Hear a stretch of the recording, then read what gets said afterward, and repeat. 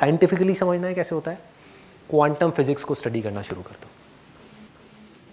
Quantum physics के बारे में किसी ने सुना है? साइंस है, कोई स्पिरिचुअलिटी नहीं है, कोई थियोरेटिकल बातें नहीं है। यही जो बात मैं आपको बोल रहा हूं, ऑब्जर्वर इफेक्ट बोलते हैं इसको।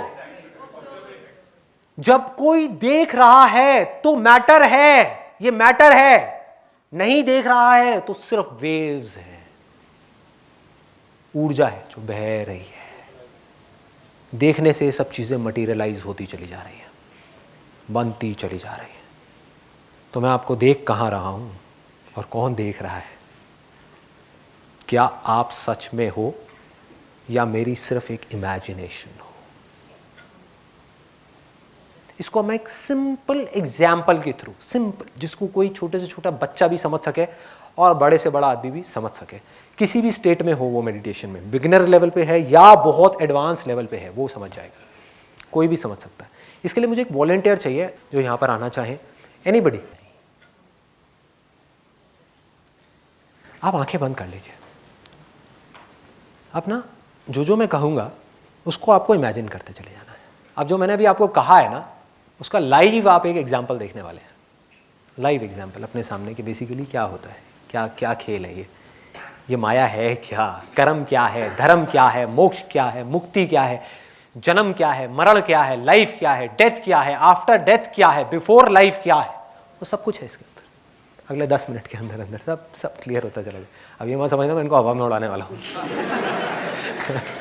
जादू नहीं है भाई। आप में से कितने लोग सपने देखते हैं रात को सोते समय? सब देखते हैं। जब आप सपना देख रहे होते हैं तो सपना सच लग रहा होता है या झूठ लग रहा होता है? सच लग रहा होता है। सपने कैसे आते हैं ये देखना है अपने को। कोई ना कोई अंदर डिजायर होता है तभी सपना आ रहा है। बहुत बार आप देखेंगे जो सपना है वो हमारे किसी ना किसी डिजायर से रिलेटेड ही आता है। जो आप रियलिटी में नहीं कर पा रहे हो उसको सपने में करने की कोशिश कर रहे हो। होता है ऐसा? सबके साथ होता है। कई बार एब्स्ट्रैक्ट सा कोई सपना आता है, इसका मतलब वो डिजायर तो है लेकिन आपको पता ही नहीं है कि आपके कितनी गहराई में जाकर के वो डिजायर है जिसकी वजह से वो सपना आ रहा है। बिना कामना के सपना नहीं आ सकता।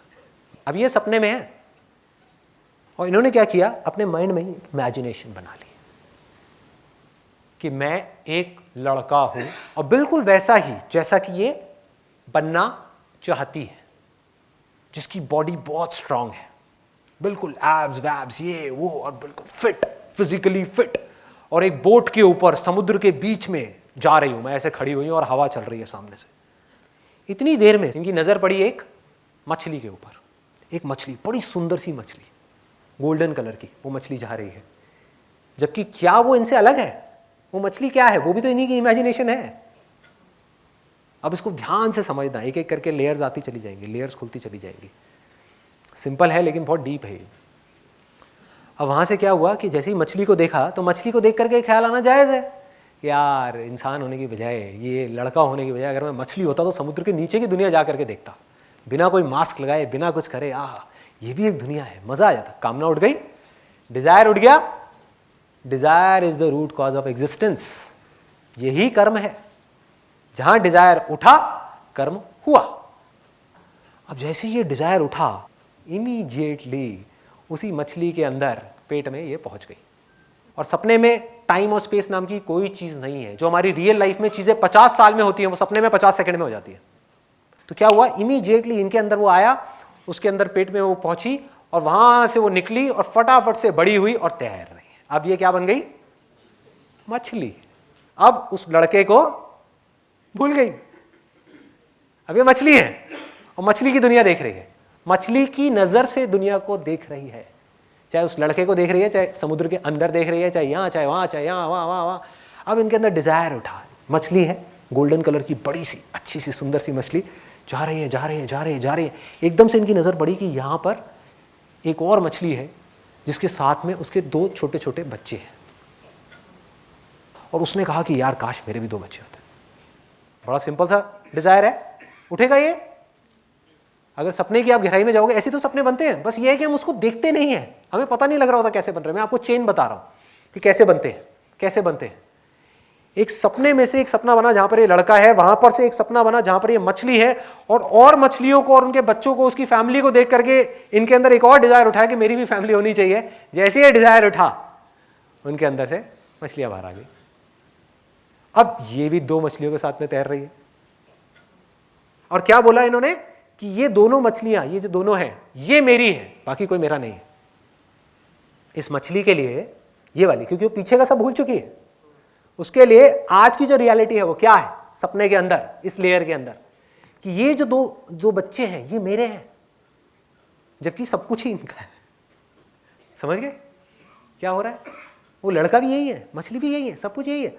अब एक दिन एक शिकारी आया और उसने आ करके कांटा फेंका, और कांटा जा करके, ये तो बड़ी थी, ये तो बच गई, इन्होंने देखा एकदम से, लेकिन जो बच्चा है जिससे आपको इतना प्यार है, जिसके साथ पता नहीं कब तक आप खेलते रहे, और बड़ा जबरदस्त अटैचमेंट है, क्योंकि उस अटैचमेंट को आप अपने माइंड के लेवल पे, बॉडी के लेवल पे फील कर चुके हो, बहुत अच्छे तरीके से आप फील कर चुके हो। और जैसे ही उसके गले में कांटा पड़ा, वो छटपटाने लगा। आपका जो बच्चा है, एक बच्चा है, दूसरा वो रोने लगा, जो दूसरी मछली है, और आप उसको देख रहे हो, अपने बच्चे को आप बचाने की कोशिश कर रहे हो, उस कांटे से लड़ रहे हो, अपने आप को उससे जाकर के टकरा रहे हो, लेकिन आप उसको छुड़ा नहीं पा रहे। और धीरे धीरे करते करते वो बेचारी खून ही खून चारों तरफ, और उसको ऊपर से खींच लिया, एक शिकारी ने खींच करके अपने पास में रख लिया। अब भयानक गुस्सा है और बदला लेने की भावना आई अंदर से, आएगी कि कौन है, मैंने किसी का क्या बिगाड़ा था, मैंने किसी का क्या बुरा किया था जो मेरे बच्चे को मार दिया। मैं अच्छी खासी खेल रही थी अपने बच्चे के साथ में, क्या दिक्कत थी? कोई दिक्कत नहीं थी। क्यों आकर के शिकारी ने मारा मेरे बच्चे को, क्यों मारा? और उनके अंदर गुस्सा भर गया, भयानक गुस्सा, बदला लेने की भावना आई कि मैं उस शिकारी को छोड़ूंगी नहीं। ऐसा ही होगा अगर रियल लाइफ में, इमेजिन करो अगर आप में से किसी के बच्चे के ऊपर कोई हाथ डाल दे, आप क्या करोगे? यही तो करोगे ना, गुस्सा आना जायज है। आप कहोगे मैं नहीं छोड़ूंगा, मेरे बच्चे को कैसे मारा इसने, मैं नहीं छोड़ने वाला। यही हुआ इनके साथ में। तो सपनों की एक लेयर में से दूसरी लेयर में से एक और लेयर निकल गई, और हर लेयर अपने आप में कंप्लीट यूनिवर्स है, एक कंप्लीट दुनिया है। और जैसे ही ये कामना उठी, जैसे ही ये डिजायर उठा इनके अंदर, इमीडिएटली ये यहां से हट करके कहां पहुंच गई? एक लेडी थी जो फॉर एग्जांपल प्रेग्नेंट होने वाली थी, तो सीधा उनके कोख में पहुंच गई, उनके अंदर वहां पे गई, जा करके पैदा हुई, पैदा होते ही बड़ी हुई, बड़ी हुई, बड़ी हुई और बड़ी हो गई। वहां पर वो लड़का है, बदला लेने के लिए पैदा हुई। उसने जा करके मारा उस शिकारी को, और वो शिकारी मर गया। और अब हुआ क्या कि वो शिकारी जिसने एक मछली के बच्चे को मारा था, वो कांटा फेंका था, वो कौन था? वही आदमी जो उस नाव पे चल रहा था। समझ आ रहा है? वो पहला, यहां से क्या बनी थी? एक लड़का बनी थी जिसकी बॉडी बहुत स्ट्रांग थी, जो बोट पे जा रहा था। क्या था वो? वही तो शिकारी था, वही तो है वो शिकारी जिसको बूढ़ा होने के बाद में मारा गया है। वो भी यही, और वो भी वही, और वो भी वही, और वो भी वही, और वो भी वही। अब सबसे मजेदार चीज, आप एक बार आंख बंद करिए। ये जो पूरी दुनियाएं क्रिएट हुई है, यहां से यहां, यहां से यहां, यहां से यहां, यहां से यहां, ये सब कहां है? इनके अंदर है ना? इनके अंदर ही तो है। तो अभी यहां पर जो कुछ चल रहा है, मेरा सिंपल सा सवाल ये है कि ये कहां है? आपको ये तो समझ आ गया कि आगे तक की जितनी चेन थी वो सब इनके अंदर ही है, कि पीछे की चेन कहां है? कहां है? जहां पर टाइम और स्पेस नाम की कोई चीज नहीं है। यही सवाल है जो आपको अपने अंदर भरना है, अपने अंदर डालना है। ये आपको एंड तक ले जाएगा, एंड तक ले जाएगा कि अगर मेरे सपनों की दुनिया में मैं यहां से वहां, वहां से वहां, वहां से वहां, वहां से वहां, जहां टाइम भी क्रिएट हो रहा है, स्पेस भी क्रिएट हो रहा है, लोग भी क्रिएट हो रहे हैं, दुनियाएं भी क्रिएट हो रही है, दुनिया के अंदर दुनिया बनती चली जा रही है, सब कुछ होता चला जा रहा है, तो मैं ये कैसे कह सकता हूं कि ये जो हो रहा है ये भी मेरी पीछे कोई इमेजिनेशन नहीं थी। हो सकता है कि जो कुछ मैं कह रहा हूं वो सब बकवास हो सकता है उसमें कुछ सच हो। उसका जवाब सिर्फ और सिर्फ आपको अपने अंदर जाकर के मिलेगा, बाहर से नहीं मिल सकता। I don't believe in the word God, I believe in God, which is nameless. For example, एक आदमी है जो यहां पर पहुंच गया है ना, और अपने आप को शीशे में खड़े होकर के देख रहा है। खड़े आप भी वही हो, देख आप भी रहे हो, फर्क क्या है, उस शीशे पे धूल जमी हुई है। अब उसकी सारी धूल हट गई, अब वो खुद को देख रहा है, खुद के निराकार रूप को देख रहा है, जो बेस है हर चीज का। सब कुछ बदल रहा है लेकिन वो नहीं बदल रहा, वो वहीं का वहीं है, बिल्कुल स्टिल है, और उसी के अंदर सब कुछ हो रहा है।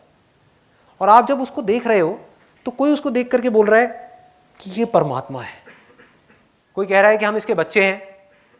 बिल्कुल ठीक है, क्यों नहीं है? ये कहना गलत होगा? गलत क्यों है? यहीं से तो आप आए हो ना।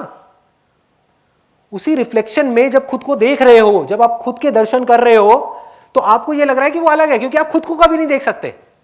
लेकिन जिस प्योरिटी में जाकर के लास्ट स्टेट में आप खुद को देख रहे हो, तो वो आप खुद ही हो। डीपर रियलाइजेशन आपको है, लेकिन आपको लग रहा है कि इसके बियॉन्ड भी कुछ है। तो कोई कह रहा है कि ये भगवान है जो दिख रहा है, जो निराकार है, जो ये है, जो वो है, और वो बिल्कुल ठीक कह रहा है, क्योंकि अब वो डिपेंड करता है किस वे में कह रहा है। वो कह रहा है कि इस बॉडी के लेवल से जब मैं उसको देख रहा हूं, तो एक लहर को अगर देखा जाए तो लहर समुद्र का बच्चा ही हुई ना। तो वो कह रहा है I am the son of God, मैं बच्चा हूं और वो भगवान है, वो सच कह रहा है। कोई कह रहा है भगवान ने दुनिया बनाई है, बिल्कुल सच है, भगवान ही है रहा। लेकिन भगवान ने बनाई है, भगवान में से जो निकला उसने बनाई है, वो भी तो भगवान ही है, वो भी सच है। झूठ किसे कहोगे? कोई कह रहा है अहम ब्रह्मस्मि, अनल हक, आई एम दैट, कि मैं ही वो हूं, वो भी सच है। कहने का तरीका अलग अलग है, कहने का तरीका थोड़ा सा अलग अलग है, सब सच है, झूठ कुछ भी नहीं है। कहने का तरीका अलग अलग है। जो भक्ति में जाकर के डूब करके बोलेगा वो कहेगा परमात्मा है, जो ज्ञान में जाकर के डूब करके बोलेगा, साक्षात देख करके बोलेगा, वो कहेगा अरे तो मैं खुद ही हूं। बातें किसी ने भी गलत नहीं कही, ना जीसस ने, ना इसने, ना उसने, ना उसने, किसी ने गलत नहीं कही, सबने एक ही बात कही है। लोगों ने क्या किया? बातों को छोड़ दिया और अपनी कामनाओं को पूरा करने के लिए भगवान को यूज कर रहे हैं कि भगवान मेरी ये कामना पूरी करो, वो करो, वो करो। जबकि भगवान क्या कह रहा है? कामनाओं को छोड़ो। उसको नहीं समझा, उसमें अपना फायदा नहीं है ना। उसको नहीं समझा कि परम उसमें कैसे जाना है, परम आनंद में कैसे जाना है, उसमें कैसे जाना है, उसमें कैसे जाना, ना कुछ नहीं। भक्ति का मतलब नहीं समझा, ज्ञान का मतलब नहीं समझा। भक्ति क्या है? वो आवाज जो ना बन रही है ना मिट रही है, 24 घंटे चल रही है, जिसको अभी मैं सुन रहा हूं, बोलते वक्त भी, चुप होते वक्त भी, सपने में भी, उठे हुए भी, गहरी नींद में भी। इस आवाज का सिमरन करना, इस साउंडलेस साउंड का सिमरन करना, इसको पकड़ना ही अभ्यास है, इसको पकड़ना ही भक्ति है, इसको जानना ही ज्ञान है, और इसकी तरफ बढ़ना ही कर्म है, और कुछ नहीं है। इसके बाहर और कुछ नहीं है। लोग नाम अलग अलग दे रहे हैं, अलग अलग नामों में उलझ गए हैं, और वो ये नहीं समझ पा रहे, अब इस चीज को वो एक्सेप्ट नहीं कर सकते।